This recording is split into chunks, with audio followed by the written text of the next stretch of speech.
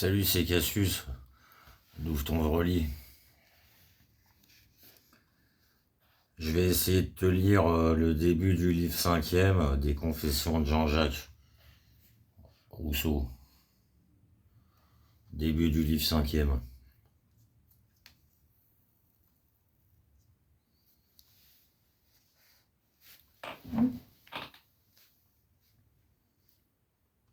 Ce fut, me semble, en 1732 que j'arrivais à Chambéry, comme je viens de le dire, et que je commençais d'être employé au cadastre pour le service du roi. J'avais 20 ans passés, près de 21. J'étais assez formé pour mon âge du côté de l'esprit, mais le jugement ne l'était guère. Et j'avais grand besoin des mains dans lesquelles je tombais pour apprendre à me conduire. Car quelques années d'expérience n'avaient pu me guérir encore radicalement de mes visions romanesques. Et malgré tous les maux que j'avais soufferts, je connaissais aussi peu le monde et les hommes que si je n'avais pas acheté ces instructions.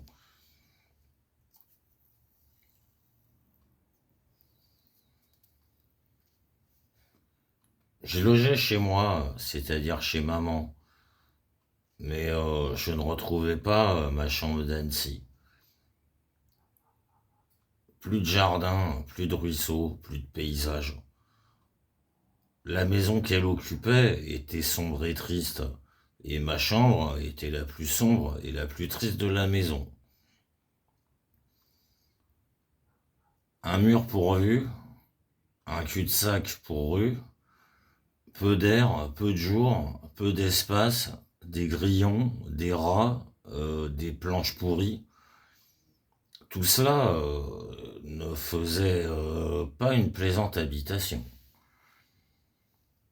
Mais j'étais chez elle, auprès d'elle, sans cesse à mon bureau ou dans sa chambre. Je m'apercevais peu de la laideur de la mienne. Je n'avais pas le temps d'y rêver. Il paraîtra bizarre qu'elle s'était fixée à Chambéry tout exprès pour habiter cette vilaine maison. Ce fut même un trait d'habileté de sa part que je ne dois pas taire.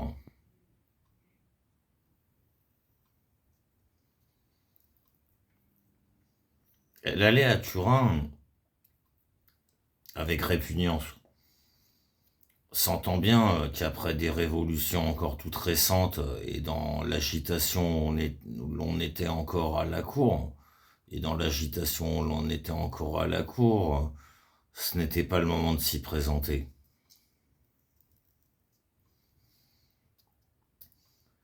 Cependant, ses affaires demandaient qu'elle s'y montrât. Elle craignait d'être oubliée ou desservie. Elle savait surtout que le comte de Saint-Laurent, intendant général des finances, ne la favorisait pas.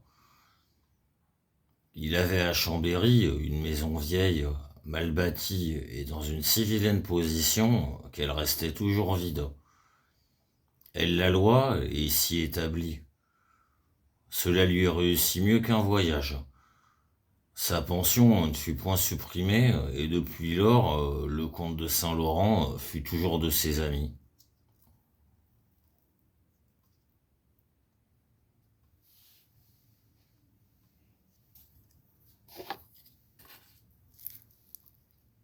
J'y trouvais son ménage à peu près monté comme auparavant, et le fidèle Claudanet toujours avec elle. C'était, comme je crois l'avoir dit, un paysan de Moutru, qui dans son enfance herborisait dans le Jura pour faire du thé en Suisse, et qu'elle avait pris à son service à cause de ses drogues, trouvant commode d'avoir un herboriste dans son laquais. Il se passionna si bien pour l'étude des plantes, et elle favorisa si bien son goût, qu'il devint un vrai botaniste, et que, s'il ne fut mort jeune,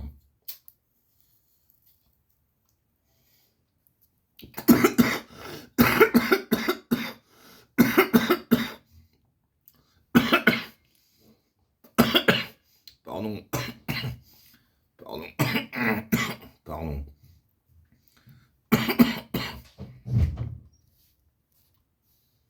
Ouais, pardon. Il se passionna si bien pour l'étude des plantes, elle favorisa si bien son goût qu'il devint un vrai botaniste, et qui, s'il ne fût mort jeune, il se serait fait un nom dans cette science, comme il en méritait un parmi les honnêtes gens. Comme il était sérieux, même grave, et que j'étais plus jeune que lui, il devint pour moi une espèce de gouverneur qui me sauva beaucoup de folie, car il m'en imposait et je n'osais m'oublier devant lui. Il en imposait même à sa maîtresse qui connaissait son grand sens, sa droiture, son inviolable attachement pour elle, et qui lui rendait bien.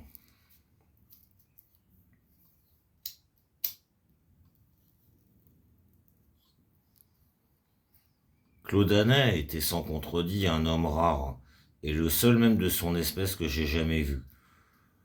Lent, posé, réfléchi, circonspect dans sa conduite, froid dans ses manières, laconique et sentencieux dans ses propos, il était, dans ses passions, d'une impétuosité qui ne laissait jamais paraître, mais qu'il dévorait en dedans, et qui ne lui a fait faire en sa vie qu'une sottise, mais terrible, c'est de s'être empoisonné.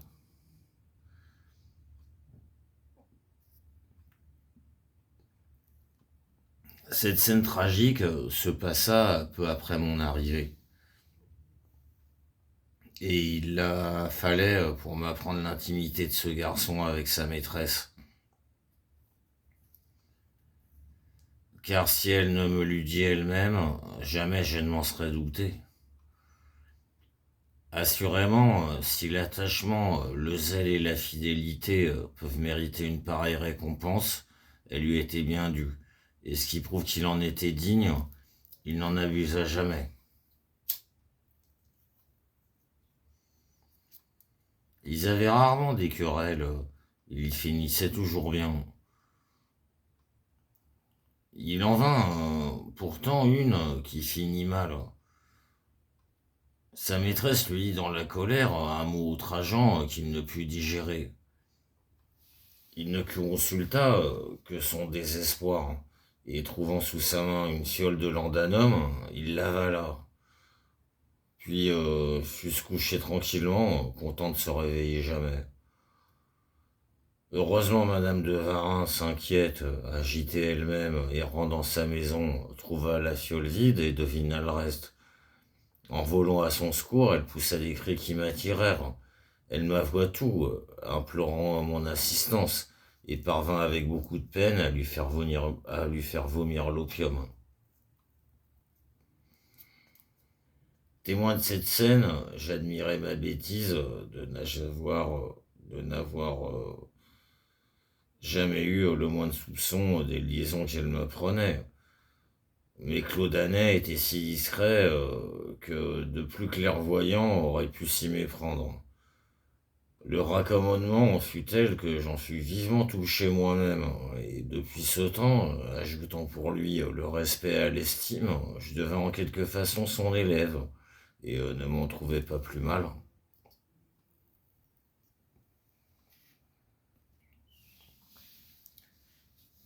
Je n'appris pourtant pas sans peine que quelqu'un pouvait vivre avec elle dans une plus grande intimité que moi.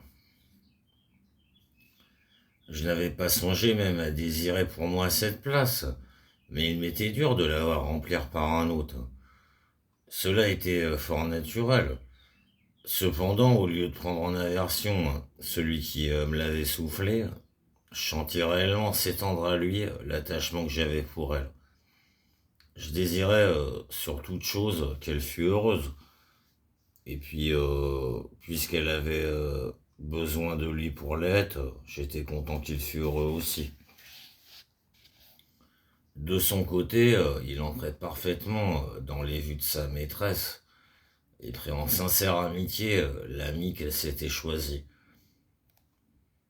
Sans affecter avec moi l'autorité que son poste le mettait en droit de prendre, il prit naturellement celle que son jugement lui donnait sur le mien. Sans affecter avec moi l'autorité que son poste le mettait en droit de prendre. Il prit naturellement celle que son jugement lui donnait sur le mien. Je n'osais rien faire qu'il parût désapprouver, et il ne désapprouvait que ce qui était mal. Nous vivions ainsi dans une union qui nous rendait tous heureux et que la mort seule a pu détruire. Une des preuves de l'excellence du caractère de cette aimable femme est que tous ceux qui l'aimaient s'aimaient entre eux. La jalousie, la rivalité même cédaient aux sentiments dominants qu'elle inspirait. Et je n'ai jamais vu aucun de ceux qui l'entouraient se vouloir du mal l'un à l'autre. Que ceux qui me lisent suspendent un moment leur lecture à cet éloge. Et s'ils trouvent en y pensant quelque autre femme dont ils puissent en dire autant, qu'ils s'attachent à elle pour le repos de leur vie, fût-elle au reste la dernière des catins.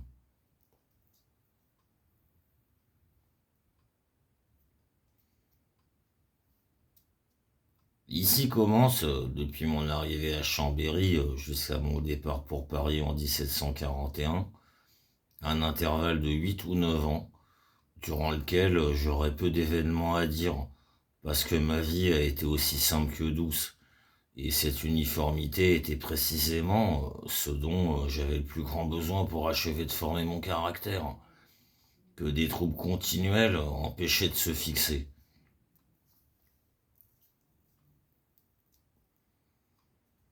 C'est durant ce précieux intervalle que mon éducation, mêlée et sans suite, ayant pris de la consistance, m'a fait ce que je n'ai plus cessé d'être à travers les orages qui m'attendaient.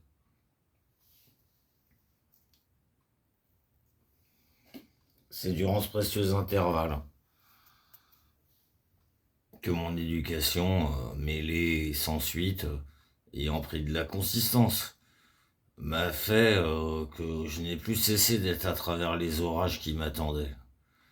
Ce progrès fut insensible et lent, chargé de peu d'événements mémorables, mais il mérite cependant d'être suivi et développé.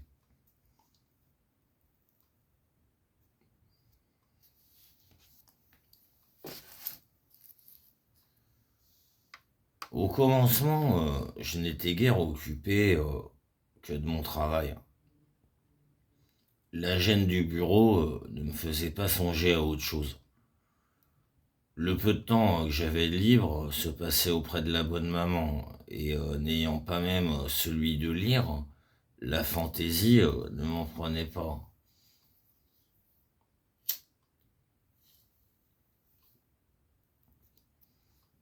Mais quand ma besogne, devenue une espèce de routine, occupa moins mon esprit, il reprit ses inquiétudes. La lecture me redevint nécessaire, et comme si ce goût se fût toujours irrité par la difficulté de m'y livrer, il serait redevenu passion, comme chez mon maître, si d'autres goûts venus à la traverse n'eût fait diversion à celui-là, pardon. Mais quand ma besogne, devenue une espèce mais quand ma besogne, devenue une espèce de routine, occupa moins mon esprit, il reprit ses inquiétudes. La lecture me redevint nécessaire, et comme si ce goût se fût toujours irrité par la difficulté de m'y livrer, il sera redevenu passion, comme chez mon maître, si d'autres goûts venus à la traverse n'eût fait diversion à celui-là.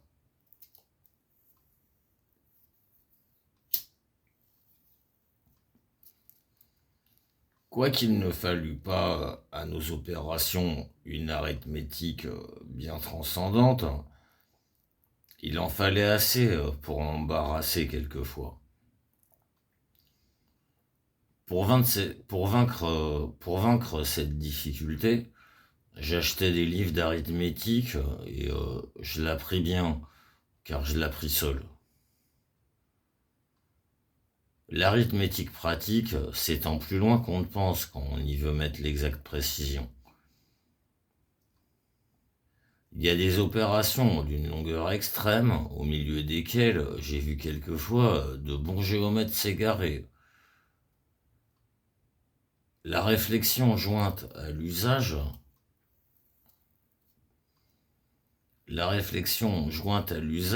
donne des idées nettes.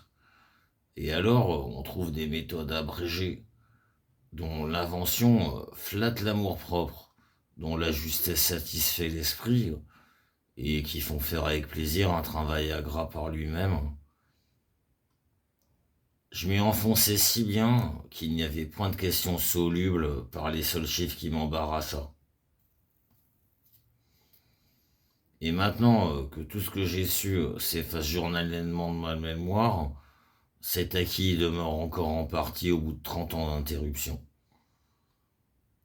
Il y a quelques jours que dans un voyage que j'ai fait à Davenport, chez mon hôte, assistant à la leçon d'arithmétique de ses enfants, j'ai fait sans faute, avec un plaisir incroyable, une opération des plus composées. Il me semblait, en posant mes chiffres, que j'étais encore à Chambéry dans mes heureux jours.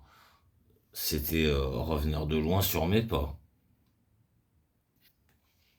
Le lavis des cartes de nos géomètres m'avait aussi rendu le goût du destin. J'achetais des couleurs et je me mis à faire des fleurs et des paysages. C'est dommage que je me sois trouvé peu de talent pour cet art. L'inclination y était tout entière. Au milieu de mes crayons et de mes pinceaux, j'aurais passé des mois entiers sans sortir. Cette occupation devenant pour moi trop attachante, on était obligé de m'en arracher. Il en est ainsi de tous les goûts auxquels je commence à me livrer. Ils augmentent, deviennent passion, et bientôt je ne vois plus rien au monde que l'amusement dont je suis occupé.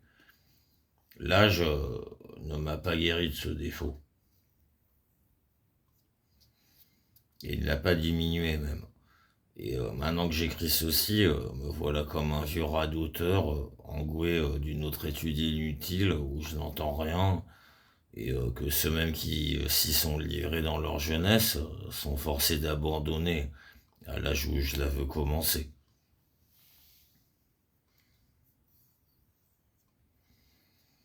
C'était alors qu'elle lui était à sa place. L'occasion était belle, et j'eus quelques tentations d'en profiter. Le contentement que je voyais dans les yeux d'Année, revenant chargé de plantes nouvelles, me mit 2 ou 3 fois sur le point d'aller herboriser avec lui.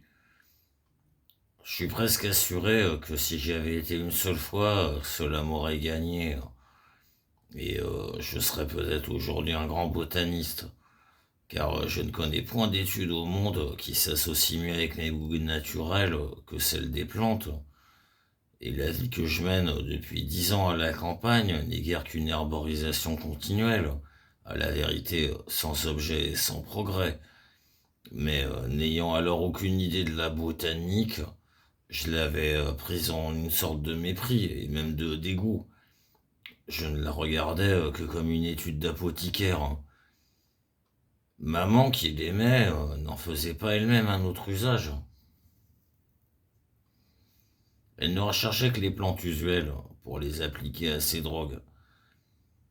Ainsi la botanique, la chimie et l'anatomie, confondues dans mon esprit sous le nom de médecine, ne servaient qu'à me fournir des sarcasmes plaisants toute la journée et à m'attirer des soufflets de temps en temps. D'ailleurs, un goût différent et trop contraire à celui-là croissait par degrés, et bientôt absorba tous les autres. Je parle de la musique. Il faut assurément que je sois né pour cet art, hein, puisque j'ai commencé de l'aimer dès mon enfance. Et qu'il est le seul que j'ai aimé constamment dans tous les temps. Ce qu'il y a d'étonnant est qu'un art pour lequel j'étais né m'ait néanmoins coûté de peine à apprendre, mais néanmoins tant coûté de peine à apprendre. Et avec des succès si lents qu'après une pratique de toute ma vie, jamais je n'ai pu parvenir à chanter sûrement tout à livre ouvert.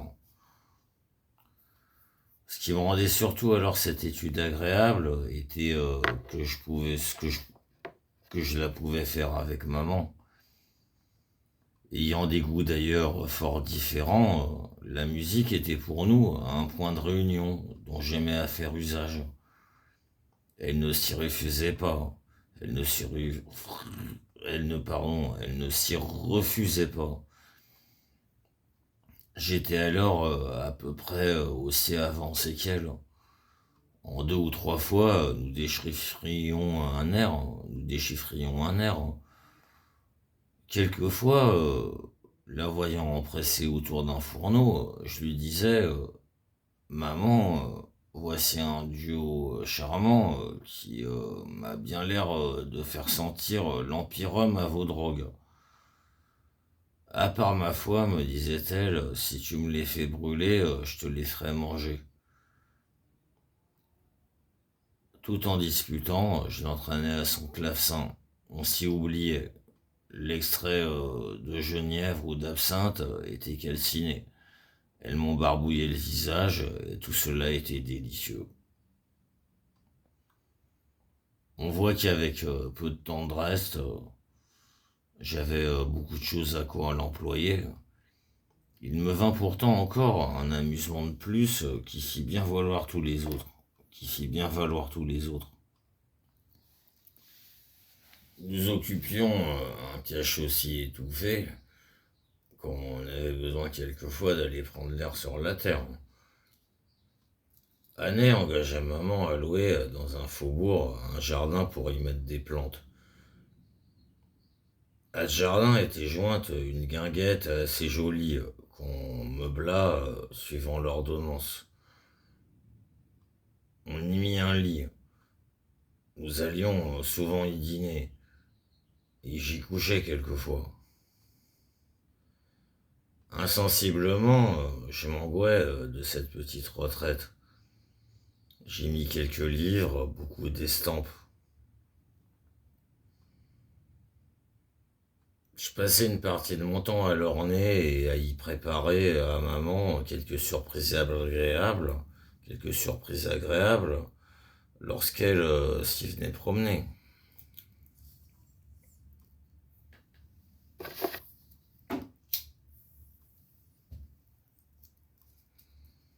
Je la quittais pour venir m'occuper d'elle,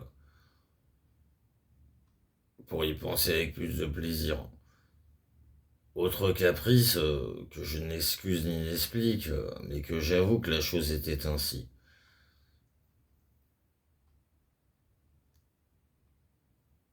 Je me souviens qu'une fois, Madame de Luxembourg me parlait en raillant d'un homme qui quittait sa maîtresse pour lui écrire. Je lui dis que j'aurais bien été cet homme-là, et j'aurais pu ajouter que je l'avais été quelquefois. Je n'ai pourtant jamais senti près de maman, enfin Madame de Warens, ce besoin de m'éloigner d'elle pour l'aimer davantage. Car tête à tête avec elle, j'étais aussi parfaitement à mon aise que si j'eusse été seul, et cela ne m'est jamais arrivé auprès de personne autre, ni homme ni femme, quelque attachement que j'eus pour eux. Mais elle était si souvent entourée de gens qui me convenaient si peu,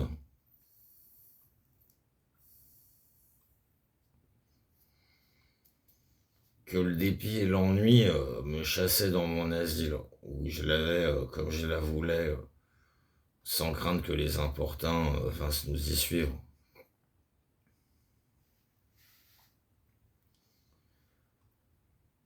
Tandis qu'ainsi partagé entre le travail, le plaisir et l'instruction, je vivais dans le plus doux repos, l'Europe n'était pas si tranquille que moi. La France et l'empereur venaient de s'entre-déclarer la guerre. Le roi de Sardaigne était entré dans le lac Turel et l'armée française filait en Piémont pour entrer dans le Milanais.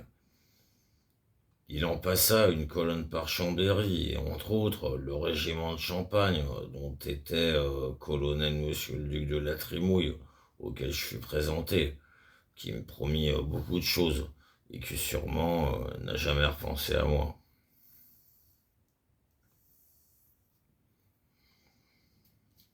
Notre petit jardin était précisément au haut du faubourg par lequel entraient les troupes, de sorte que je me rassasiais du plaisir d'aller les voir passer, et je me passionnais pour le succès de cette guerre comme s'il m'eût beaucoup intéressé.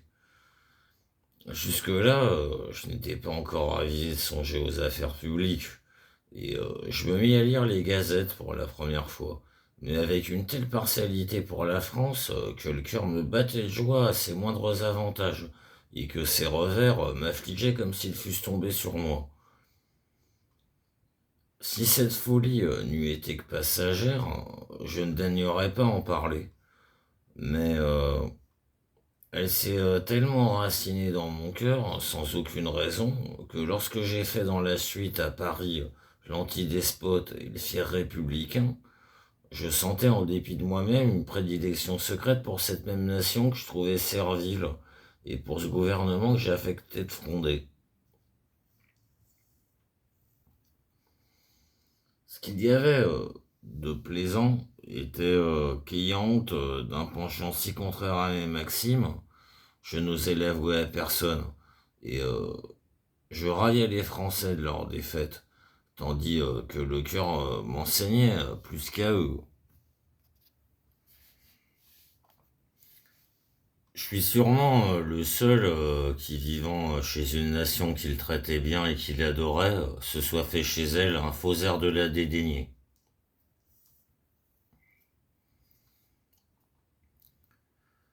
Enfin, ce penchant s'est trouvé si désintéressé de ma part, si fort, si constant, si invisible, que même depuis ma sortie du royaume, depuis que le gouvernement, les magistrats, les auteurs s'y sont à l'envie déchaînés contre moi, depuis qu'il est devenu bon, qu'il est devenu du bon air de m'accabler d'injustice et d'outrage, je n'ai pu me guérir de ma folie.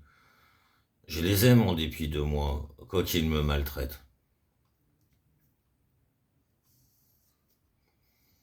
En voyant déjà commencer la décadence de l'Angleterre que j'ai prédite au milieu de ses triomphes, je me laisse bercer au fol espoir que la nation française, à son tour victorieuse, viendra peut-être un jour me délivrer de la triste captivité où je vis.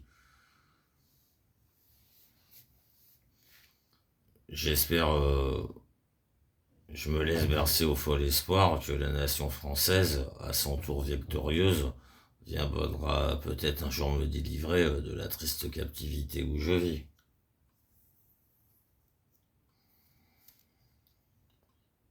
J'ai cherché longtemps la cause de cette partialité, et je n'ai pu la trouver que dans l'occasion qui la vit naître. Un goût croissant pour la littérature m'attachait aux livres français, aux auteurs de ces livres et au pays de ces auteurs. Au moment même que défilait sous mes yeux l'armée française, je lisais les grands capitaines de Brantôme. J'avais la tête pleine des Clisson, des Bayard, des Lautrec, des Coligny,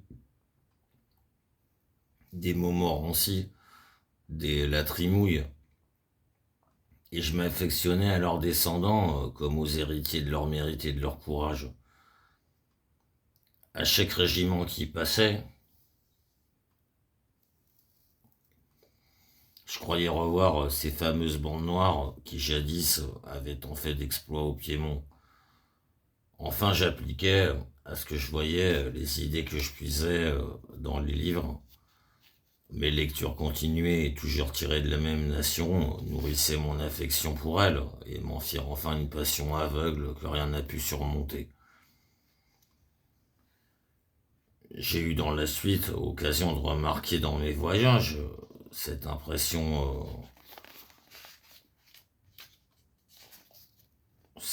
que cette impression n'était pas particulière. J'ai eu dans la suite cette occasion de remarquer dans mes voyages que cette impression ne m'était pas particulière et qu'agissant plus ou moins dans tous les pays sur la partie de la nation qui aimait la lecture et qui cultivait les lettres, elle balançait la haine générale qu'inspire l'air avantageux des Français.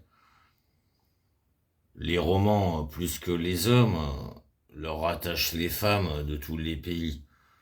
Leurs chefs-d'œuvre dramatiques affectionnent la jeunesse et à leur théâtre. Leurs chefs-d'œuvre dramatiques affectionnent la jeunesse à leur théâtre. La célébrité de celui de Paris y attire des foules d'étrangers qui en reviennent enthousiastes. Enfin, l'excellent goût de leur littérature leur soumet tous les esprits qui en ont. Et dans la guerre si malheureuse dont ils sortent, j'ai vu les auteurs et leurs philosophes soutenir la gloire du nom français terni par leurs guerriers.